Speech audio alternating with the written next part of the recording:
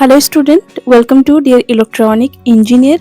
आज के इस वीडियो में हम electronic mechanic trade first year के मॉड्यूल 10 आईसी रेगुलेटर चैप्टर के मिनी क्वेश्चन बैंक के एमसीक्यू पढ़ेंगे। ये वीडियो आईटी स्टूडेंट के लिए बहुत हेल्पफुल है, तो वीडियो को एंड तक जरूर देखिए और साथ साथ आंसर ट्राई कीजिए। चलिए स्टार्ट करते हैं वीडियो को फर्स्ट क्वेश्चन से। मॉड्यूल 10 का फर्स्ट क्वेश्चन है, how many transistors are built inside the very large scale integration और VLSI IC package.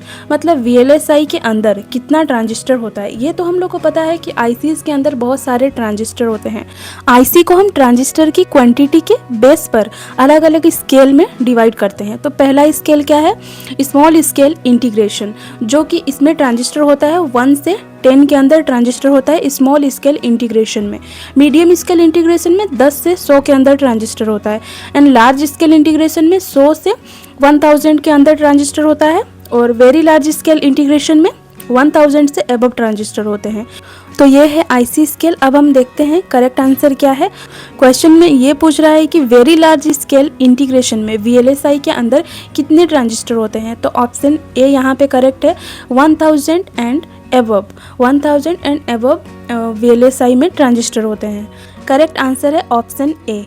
Next question देखते हैं, Which IC package consist of 100 to 1000 transistor. मतलब कौन सा आईसी में 100 से 1000 ट्रांजिस्टर होते हैं। तो देखिए ऑप्शन ए है large scale integration, option B small scale integration, option C medium scale integration and option D very large scale integration. तो यहाँ पे करेक्ट आंसर होगा, हम ऑलरेडी डिस्कस कर चुके आईसी स्केल। तो लार्ज स्केल इंटीग्रेशन में 100 से 1000 के अंदर ट्रांजिस्टर होते हैं। तो करेक्ट आंसर यहाँ पे क्या है, option A LSI। Next question, which is the 3 terminal negative voltage regulator IC। मतलब नेगेटिव वोल्टेज देने वाला 3 पिन IC कौन सा है।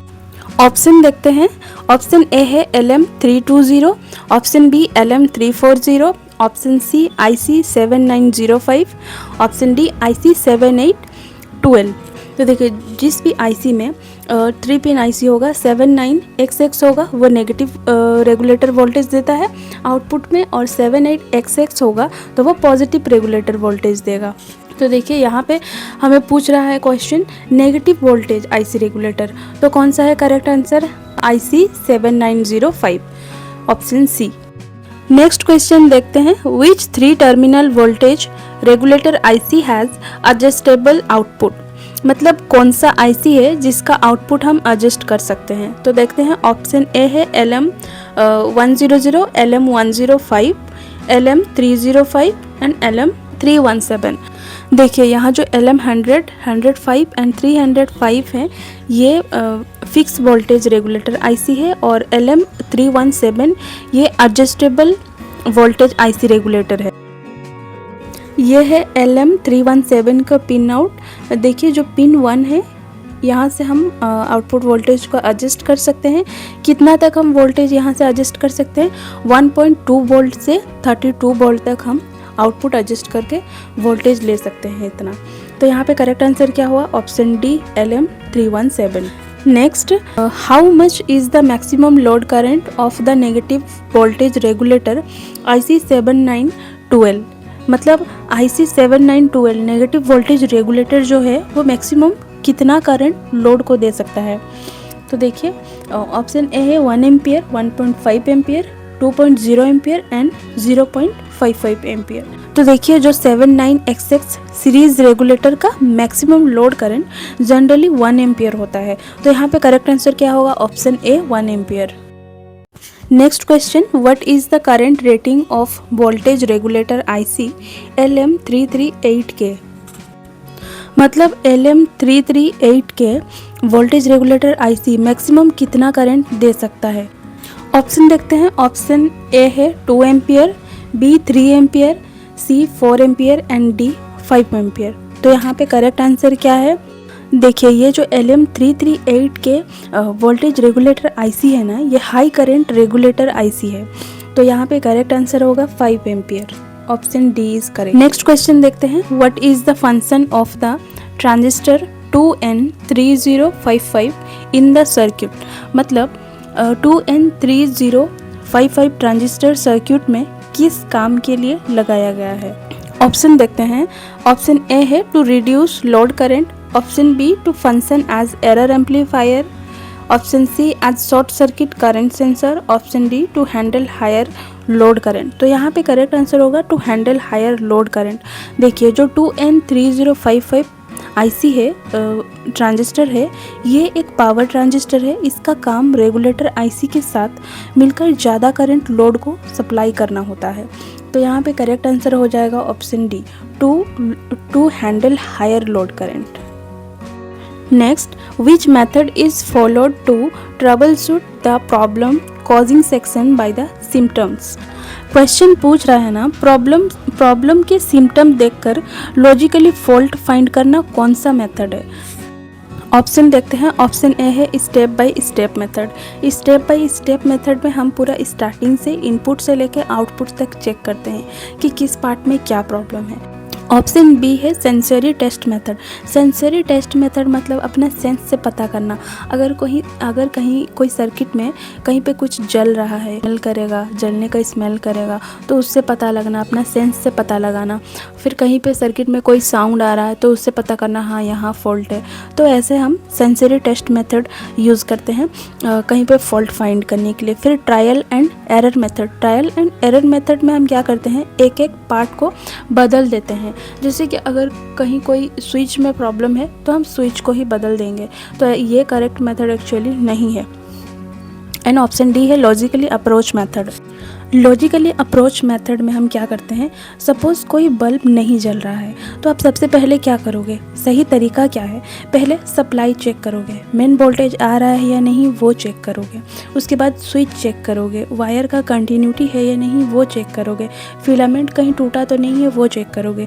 उसके बाद कंक्लूजन पे आओगे, जो ख़राब है उसको चेंज करोगे। तो यही है लॉजिकली अप्रोच मेथड। पूरा प्रॉपर चेक करने के बाद ही हम चेंज करते हैं जो भी ख़राब होता है। तो यहाँ पे करेक्ट आंसर क्या हो रहा है, option D logically approach method. Next question देखते हैं। What is the current rating of voltage regulator IC LM317L।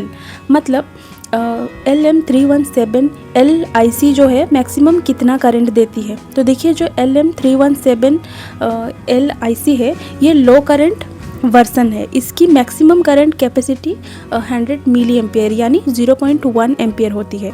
तो यहाँ पे करेक्ट आंसर क्या हो जाएगा, option A 0.1 ampere. Next question क्या है, what is the function of capacitor C2 in the voltage regulator. मतलब आउटपुट साइड पर लगा C2 कैपेसिटर क्या काम करता है। देखिए यहाँ पे जो C2 कैपेसिटर लगा है आउटपुट में, इसका काम क्या है ये पूछ रहा है क्वेश्चन। तो देखिए ऑप्शन ए है स्मूथ द रिपल कंटेंट। मतलब डीसी में जो रिपल आती है उसको स्मूथ करना। ऑप्शन बी है filter out the pulsation in DC. मतलब डीसी में जो पल्सेस आता है उनको निकालना, या फिर prevent the setting up of oscillation. Circuit में जो अनवांटेड हाई फ्रीक्वेंसी या ऑसिलेशन होती है उसको ना बनने देना। या फिर option D improve the transient response of output. मतलब जब लोड अचानक चेंज होता है तब आउटपुट वोल्टेज को स्टेबल रखना या फिर आउटपुट वोल्टेज को कंट्रोल करना। तो यहाँ पे करेक्ट आंसर है option D improve the transient response of output. मतलब C2 सडन लोड चेंज पर आउटपुट वोल्टेज को स्टेबल रखता है या फिर कंट्रोल रखता है। तो करेक्ट आंसर है ऑप्शन डी।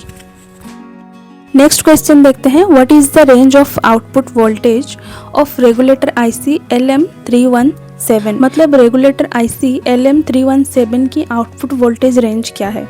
तो ऑप्शन ए है 0 to 25 volt, 0 to 30 volt and 0 to 32 volt, 1.2 volt to 32 volt. तो देखिए यहाँ पे करेक्ट आंसर हो जाएगा 1.2 वोल्ट टू 32 वोल्ट। LM317 एक एडजस्टेबल रेगुलेटर आईसी है।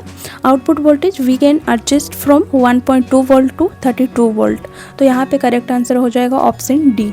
नेक्स्ट क्वेश्चन देखते हैं। Which type of voltage regulator is IC723। IC723 का रेगुलेटर टाइप क्या है। तो देखिए option multi pin variable voltage regulator, 3 pin positive voltage regulator, 3 pin negative voltage regulator and 3 pin adjustable voltage regulator. Correct answer यहाँ पे है 3 pin adjustable voltage regulator. ये IC में हम वोल्टेज और करंट दोनों एडजस्ट कर सकते हैं। तो यहाँ पे करेक्ट आंसर है option D, 3 pin adjustable voltage regulator. What is the purpose of diode D1 in the variable output voltage regulator. Question पूछ रहा है वेरिएबल आउटपुट वोल्टेज रेगुलेटर में डायोड D1 का यूज़ क्या है। ऑप्शन ए है to avoid excess ringing, मतलब circuit में ज़्यादा नॉइज़ ना हो। Option B to improve the ripple regulation, ripple को कंट्रोल करना। Option C to protect the IC against short due to C2, मतलब अगर इनपुट शॉर्ट हो जाए और C2 में चार्ज हो तो C2 का चार्ज IC के थ्रू वापस ना जाए, IC को डैमेज होने से बचाए, इसलिए। तो यहाँ पे करेक्ट आंसर होगा option C to protect the IC against short due to C2। Next question देखते हैं, which component protects the regulator IC from short circuit due to capacitor C3, मतलब C3 के शॉर्ट होने पर IC कौन protect करता है। इस सर्किट में रेगुलेटर IC के पास में ही D1 लगा है। D1 कैपेसिटर C3 के शॉर्ट और रिवर्स डिस्चार्ज से रेगुलेटर IC को प्रोटेक्ट करता है। तो यहाँ करेक्ट आंसर हो जाएगा option A, diode D1। This is the last question of module 10. What is the purpose of diodes in the circuit? Circuit में डायोड का क्या यूज़ है। तो ऑप्शन ए है रेक्टिफाई द AC वोल्टेज को DC में कन्वर्ट करना, या फिर डिवाइड द आउटपुट वोल्टेज को डिवाइड करना, रेगुलेट द आउटपुट वोल्टेज को कांस्टेंट रखना, या फिर avoid the common load problem को अवॉइड करना। तो करेक्ट आंसर यहाँ पे है avoid the common load problem. देखिए डायोड का काम क्या होता है, करंट को सिर्फ एक ही डायरेक्शन में फ्लो होने देना और रिवर्स डायरेक्शन में करंट को रोकना। अगर पॉजिटिव या नेगेटिव से एक सप्लाई बंद हो जाता है तो लोड से उल्टा करंट दूसरे सप्लाई में जाने लगता है। तो डायोड इसी को रोकता है, क्योंकि डायोड करंट को एक ही डायरेक्शन में फ्लो होने देता है और दूसरे डायरेक्शन में ब्लॉक करता है, और ऐसे करके वो सर्किट को प्रोटेक्ट भी करता है। तो यहाँ पे वो सर्किट को प्रोटेक्ट कर रहा है। तो करेक्ट आंसर है ऑप्शन डी। तो बस आज के मॉड्यूल में इतना ही क्वेश्चन थे, इन्हें ध्यान से पढ़िए, एग्जाम पॉइंट ऑफ व्यू से काफ़ी इंपॉर्टेंट है। और फर्स्ट ईयर इलेक्ट्रॉनिक मैकेनिक का पूरा निमी MCQ मॉड्यूल अपलोड है, डिस्क्रिप्शन में लिंक भी है, जाकर आप देख सकते हैं। सो थैंक्स फॉर वॉचिंग, मिलते हैं नेक्स्ट चैप्टर में एंड ऑल द बेस्ट।